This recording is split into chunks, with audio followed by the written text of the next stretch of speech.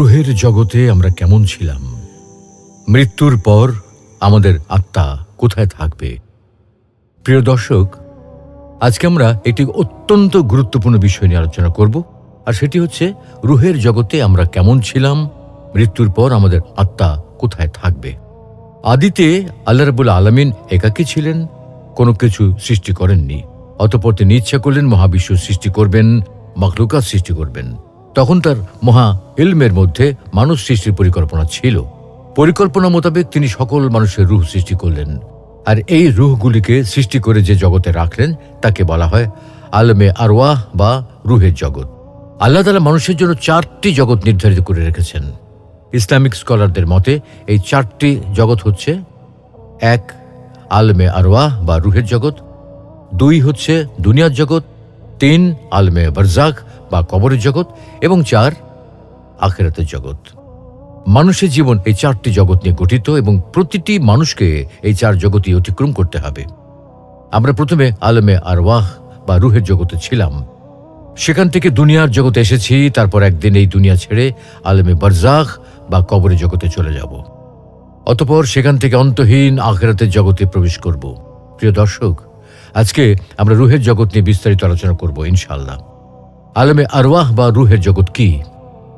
আলম আরবি শব্দ যার অর্থ জগৎ।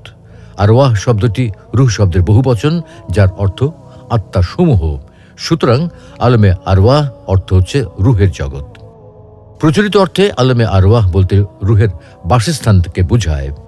মহান আল্লাহ রাব্বুল আলামিন মানবকুলের রুহ সৃষ্টি করে যে জগতে রেখেছিলেন সেই জগৎকে বলা হয় আলমে আরওয়াহ বা রুহের জগৎ। সেখানে শুধু মানুষের রুহ ছিল, কোনো দেহ ছিল না, কোনো আকার ছিল না, কোনো আকৃতি ছিল না। মানুষের দেহ সৃষ্টি করার পূর্বে আল্লাহ রাব্বুল আলামিন রুহ বা আত্মা সৃষ্টি করেছেন। আল্লাহ রাব্বুল আলামিন রুহ সৃষ্টি করার পর সমস্ত রুহকে একত্রিত করে প্রশ্ন করলেন, আলাস্তু বিরাব্বিকুম, আমি কি তোমাদের প্রভু নই?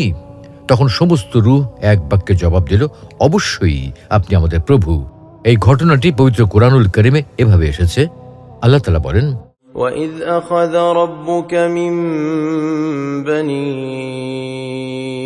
آدَمَ مِنْ ظُهُورِهِمْ ذُرِّيَّتَهُمْ وَأَشْهَدَهُمْ عَلَى أَنفُسِهِمْ أَلَسْتُ بِرَبِّكُمْ قالوا بلى شهدنا أن تقولوا يوم القيامة إنا كنا عن هذا غافلين।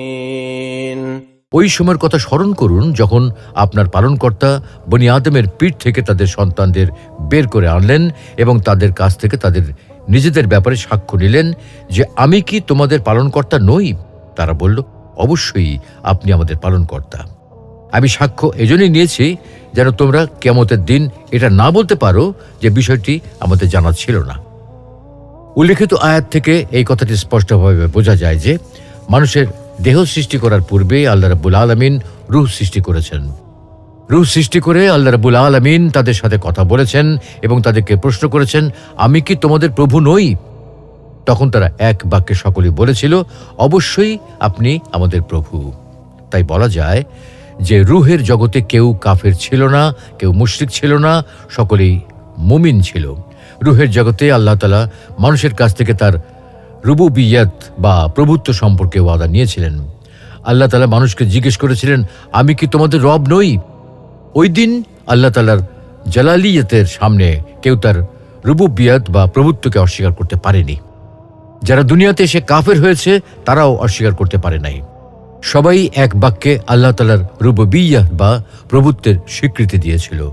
রুহের জগতে কেউ কাফের ছিল না, সবাই একমাত্র আল্লাহ তাআলাকেই মান্য করেছিল। তাই কোনো নাবালক বাচ্চা মৃত্যুবরণ করলে তার কোনো পাপ নেই, সে মুমিন, তাকে জান্নাত দেওয়া হবে, সে জান্নাতে বসবাস করবে। ঠিক তেমনি কোনো পাগল ব্যক্তিরও কোনো পাপ নেই, সেও জান্নাতে প্রবেশ করবে, কারণ তারা সবাই রুহের জগতে আল্লাহ রাব্বুল আলামিনকে রব হিসেবে স্বীকৃতি দিয়েছিল। যেমনটি হাদিস শরীফ এসেছে, মহানবী সাল্লাল্লাহু আলাইহি ওয়াসাল্লাম বলেন, প্রতিটি মানুষ ফিতরাতের ওপর জন্মগ্রহণ করে থাকে। ফিতরা হচ্ছে আল্লাহর প্রতি বিশ্বাস বা ঈমান। অর্থাৎ জন্মগতভাবে প্রতিটি মানুষই আল্লাহর উপর বিশ্বাসী হয়ে জন্মগ্রহণ করেন, কিন্তু পরবর্তীতে তার পিতা মাতা এবং তার চারপাশের পরিবেশ তাকে মুশরিক বা ঈমানহীন বানায় বা তাকে নাস্তিক হিসেবে প্রতিষ্ঠিত করে।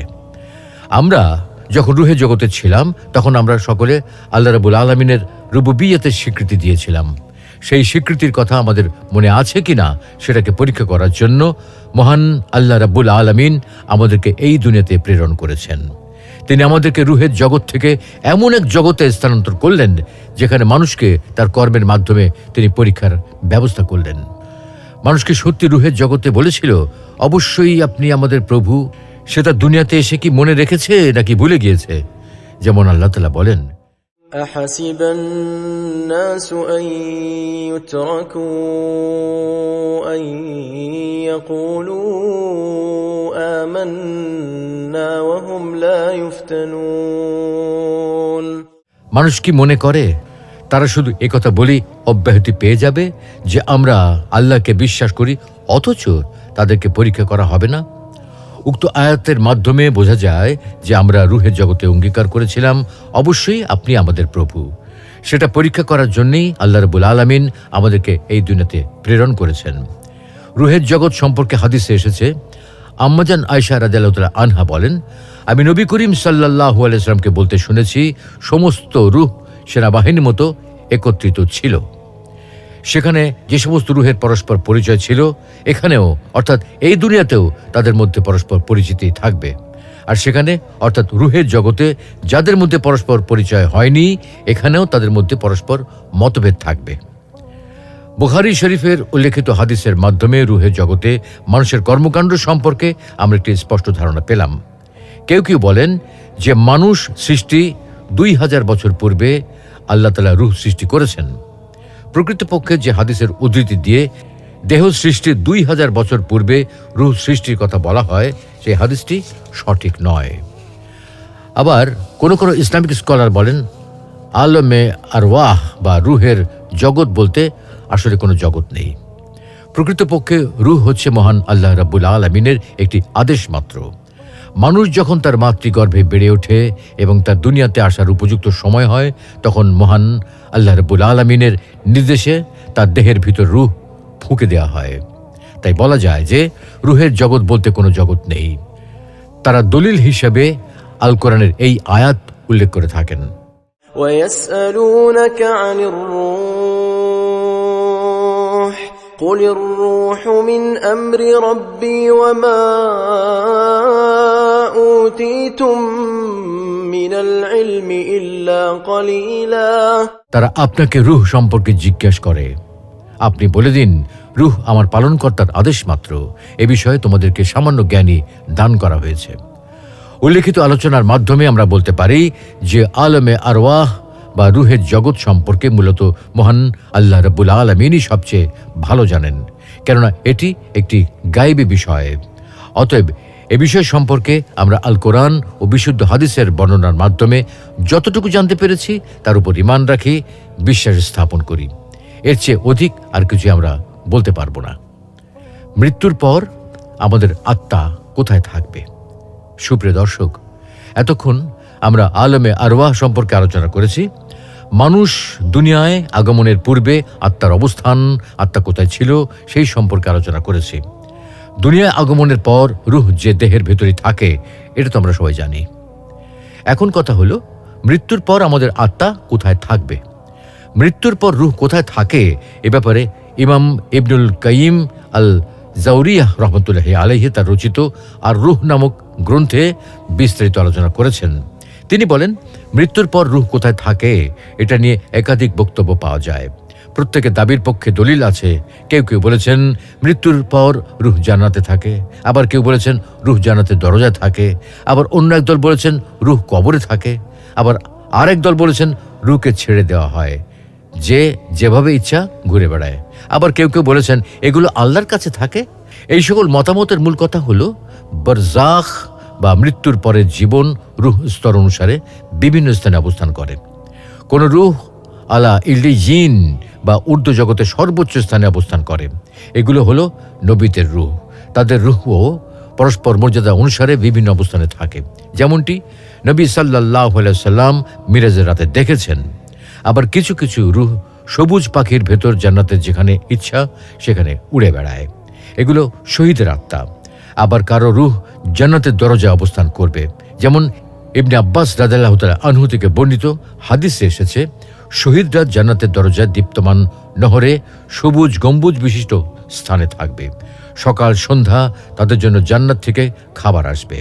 তবে জাফর ইবনে আবু তালিব রাদিয়াল্লাহু তাআলা আনহুর ক্ষেত্রে এটি ভিন্ন হবে, কেননা আল্লাহ তার 2 হাতের বিনিময়ে 2টি ডানা দিয়েছেন, যা দ্বারা তিনি ইচ্ছে মতো জান্নাতের যেখানে খুশি সেখানে ঘুরে বেড়াতে পারবেন। প্রিয় দর্শক, আল্লামা ইমাম ইবনুল কাইয়িম আল জাওজিয়াহ রাহমাতুল্লাহি আলাইহির আর রূহ নামক গ্রন্থটি অত্যন্ত প্রসিদ্ধ একটি গ্রন্থ। এই গ্রন্থে তিনি রূহ সংক্রান্ত প্রায় সকল বিষয় নিয়ে আলোচনা করছেন। তাই আল্লামা জালালউদ্দিন সুয়ুতী রাহমাতুল্লাহি আলাইহির নামে এ বিষয়ে একটি তাহকিকপূর্ণ কিতাব লিখেছেন।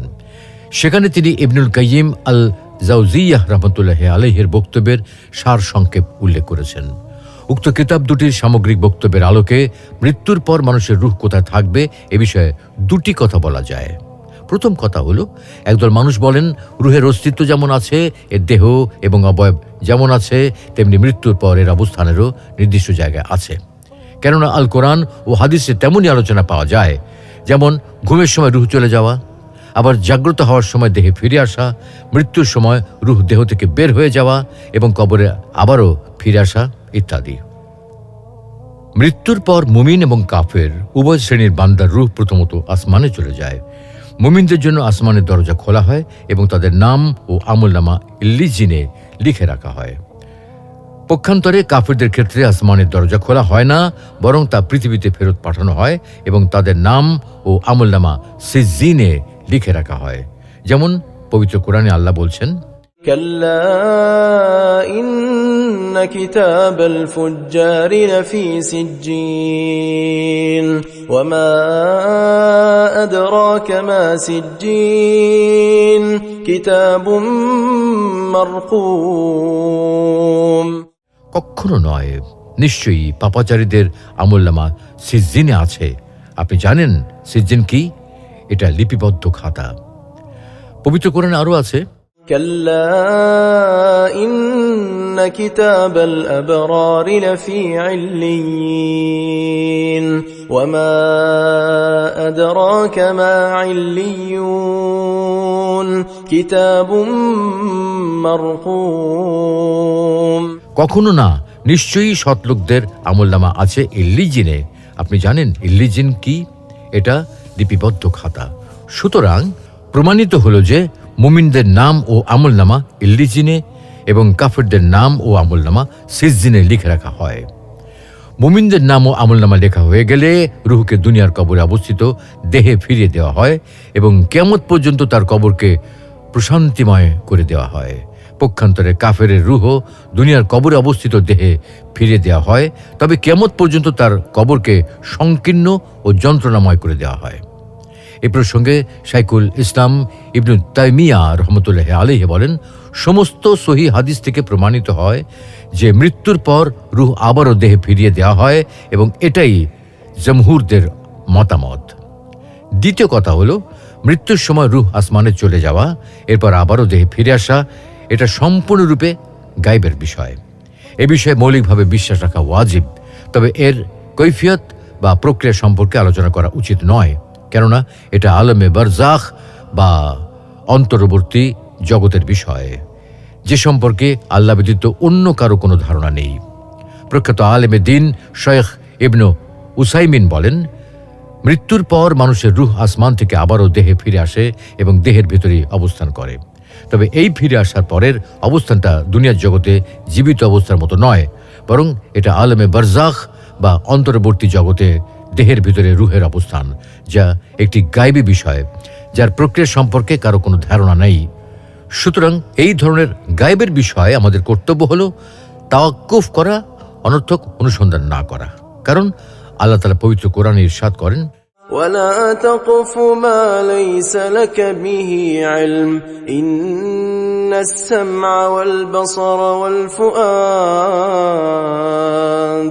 إن السمع والبصر والفؤاد كل أولئك كان عنه مسؤولا। যে বিষয়ে তোমার কোনো জ্ঞান নেই তার পিছনে পড়ো না। নিশ্চয়ই কান, চোখ ও অন্তর এদের প্রত্যেকটাই জিজ্ঞাসিত হবে। সুপ্রিয় দর্শক, আমরা আলোচনার শেষ পর্যায়ে চলে এসেছি, তাই এখন সংক্ষেপে আবারও বলতে চাই, রূহ হলো আল্লাহর এক বিশেষ রহস্য, যে সম্পর্কে মানুষকে কোনো জ্ঞান দেওয়া হয়নি। বিষয়টি একটি গায়বী বিষয়। এ বিষয়ে আল কোরআন সহ কোনো আসমানি কিতাবে তেমন কিছু বলা হয়নি। এমনকি তাওরাত গ্রন্থেও এ বিষয়ে বিশেষ কিছু বর্ণনা করা হয়নি, বরং সম্পূর্ণ বিষয়টিকে মানুষের কাছ থেকে গোপন রাখা হয়েছে। তাই রূহের বিষয়ে যেমন মানুষের পক্ষে নিশ্চিত করে কিছু বলা সম্ভব নয়, তেমনি মানুষের পর রূহ কোথায় থাকে বা থাকবে এ বিষয়েও নিশ্চিত করে কিছু বলা সম্ভব নয়। বরং এ বিষয়ে তাওয়াক্কুফের মতো পোষণ করাই হলো সর্বোত্তম মতামত ও অনুকরণীয় পন্থা। রাইসুল মুফাসসিরিন আব্দুল্লাহ ইবনে আব্বাস রাদিয়াল্লাহু তাআলা আনহু সহ অধিকাংশ সালাফে সালেহিন এই মতামতে পোষণ করতেন, এবং আব্দুল্লাহ ইবনে আব্বাস রাদিয়াল্লাহু তাআলা আনহুকে রূহ বিষয়ে কিছু জিজ্ঞাসা করা হলে তিনি বলতেন, রূহ হলো আল্লাহর আদেশ বিশেষ, তোমরা বিষয়টি নিয়ে এত বাড়াবাড়ি করো না। বরং এ বিষয়ে আল্লাহ তার নবীকে যতটুকু জানিয়েছেন এবং যেমনটি বলেছেন, এ বিষয়ে তোমাদেরকে খুব সামান্যই জ্ঞান দেওয়া হয়েছে, তার চেয়ে বেশি কিছু বলতে যেও না। আল্লাহ রাব্বুল আলামিন আমাদের সকলকে গায়বী বিষয়ে তিনি যতটুকু জানিয়েছেন ততটুকুর উপরই পরিপূর্ণভাবে ঈমান আনা তৌফিক দান করুন, এবং অপ্রয়োজনীয় বিষয়ে অনুসন্ধান করা থেকে বিরত থাকার তৌফিক দান করুন। আমিন।